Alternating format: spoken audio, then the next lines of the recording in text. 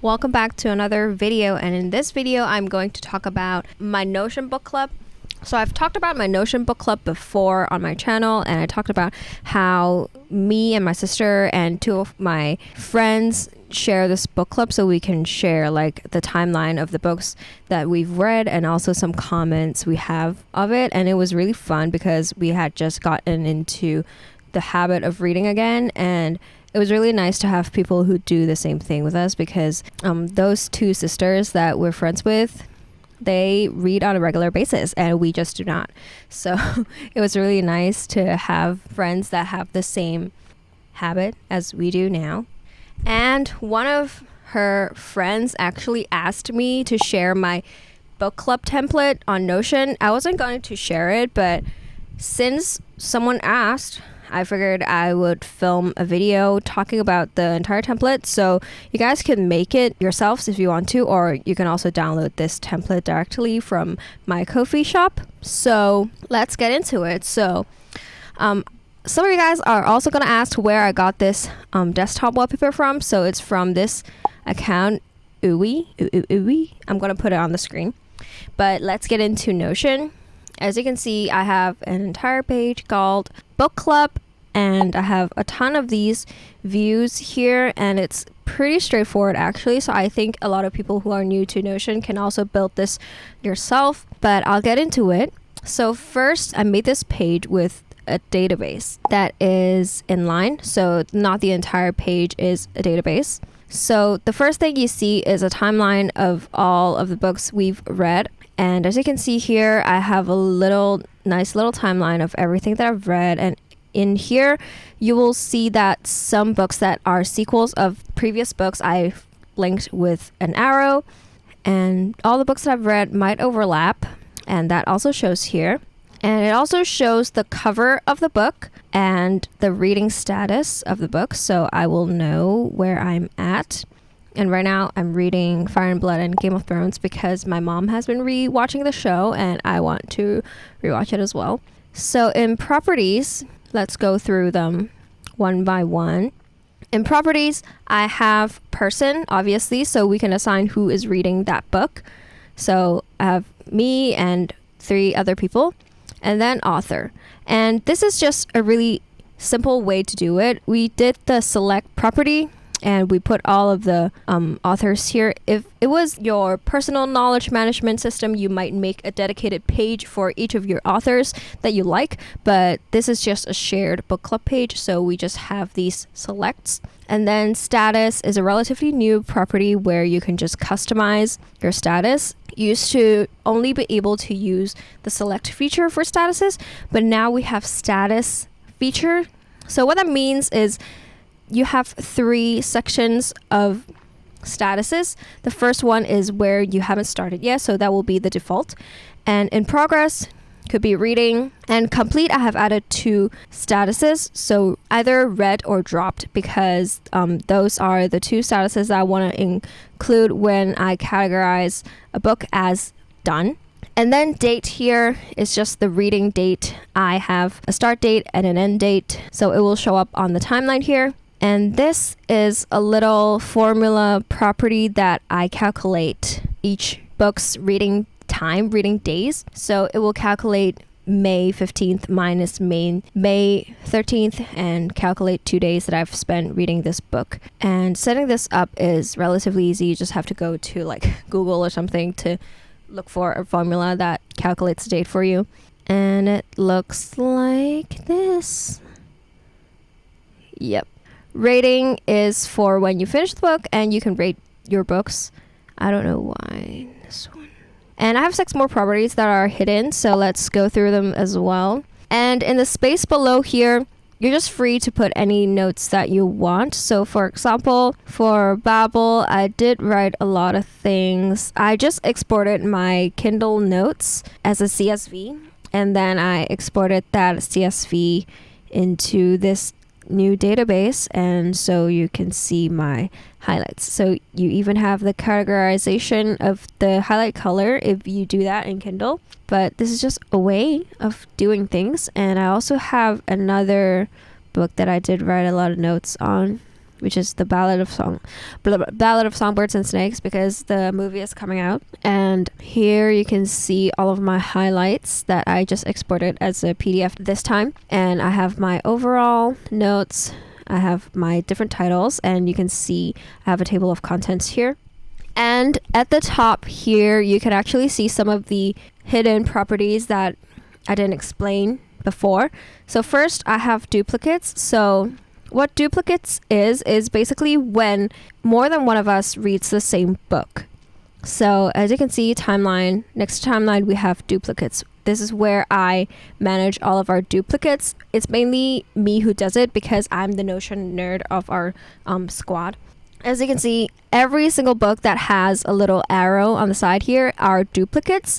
So this is a duplicate, and you will see that the first overarching Hunger Games has no person property, but underneath there are two, and one is mine, one is my sister's. And this is how it works.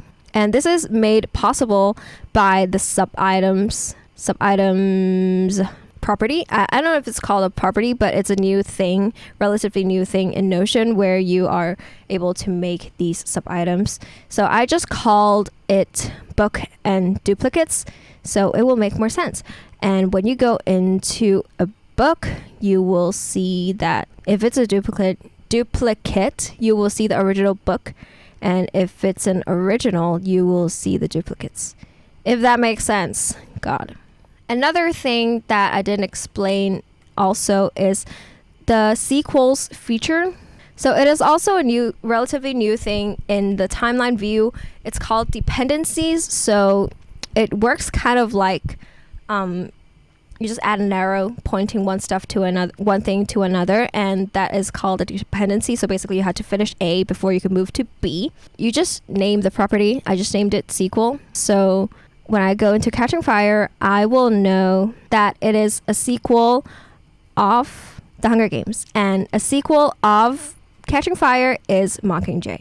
So when I go into Mockingjay, I will know that it is a sequel of Catching Fire, and it has a sequel called The Ballad of Songbirds and Snakes. It sounds kind of like tedious to set up, but with this view, you just drag the arrow and point it to whichever book that you want to. And I grouped every single person by person, so it will look more clean, and I can go look at what each person has been reading, what their timeline looks like. And how you do that is just go into group and group by person, and then you can rearrange all of the people here. Okay, so the next view on this page are our favorites. So this is kind of like how we show off our favorites. I don't know why it's hidden. Oh, little more favorites go. Okay, my sister doesn't have favorites yet, so there's only 3 people here. Again, I grouped this by person, so we all have our own bookshelf. This is pretty straightforward. If you go into a book, you say favorite, it will show up on here. Have a favorite book that is also my favorite book, because I don't really read before any of this, so I'll just read a lot of, I'm so impressed by everything I read. As you can see, we have these comments of talking about the books. I don't know, you can just browse what other people like, and it just makes so much sense, because I know this friend on the bottom here loves Japanese authors, and this just makes so much sense that these 2 books are her favorites. I don't know, it's just funny. And then on the bottom here we have our ultimate bookshelf, so everything that we are reading or have read. I made the exact duplicate of each view, but I only changed the person, so we each have our own shelf again. And I filtered it by person to do that. And I also sorted it by date descending, so we will see our latest books at the very top. And then in properties, I have chosen to show the name of the book, the author, the rating, and the status of the books. And you can also show any of these other things like synopsis, I don't care. But I just don't like how it doesn't show the entire synopsis. I would love to, but it doesn't show the entire synopsis. So that's kind of stupid, so I don't show it. And everything else is just kind of clunky, because if I show favorites, it will be overlapping with the favorites view, so it makes no sense. So yeah, that is essentially how the shelf works. We also I also like to go through what other people have read aside from the timeline, because it could be like years ago. So yeah, and because my friends are not Notion geniuses like I am, so I did lock every single one of the database so they don't fuck things up, because if they fuck things up for me, I will be super mad. So I did lock them all. So if you do duplicate this database, be sure to unlock it so you can customize it to your own liking. I think that will be it for the book club. Oh wait, we also added this little icon. I don't know if you can see it without zooming in, but this is our entire friendship. If we were to optimize this icon, there would be one extra person in there, but personally I would identify with the disco ball, so I am fine with it. So let me tell you guys more about our book club personally, so you guys will have more ideas of what to do in the book club. I don't know, are book clubs even a thing anymore? Like, I know books are back, but do people do book clubs, or do they just make TikToks about it? I don't know. But basically, we choose a book every month to read, like a lighter book and that everyone is interested in. And this month it's Howl's Moving Castle. I finished it. My other friend finished it, and we are going to have a little FaceTime chat to talk about this book, and it's gonna be so fun. And I also make some announcements with the comments feature. As you can see here, I talked about the changes to the book club database, book club Notion page, because as I said, my friends do not know anything about Notion. So I just added different things, and I also announced the May's book club book, which is Howl's Moving Castle. I should also remind you guys that my sister and I are in the same workspace, so this is automatically shared with her, but my other two friends are not in my workspace, so I do have to go into share and say, like, add people and then send invites to their Notion email. So that is how I invited them.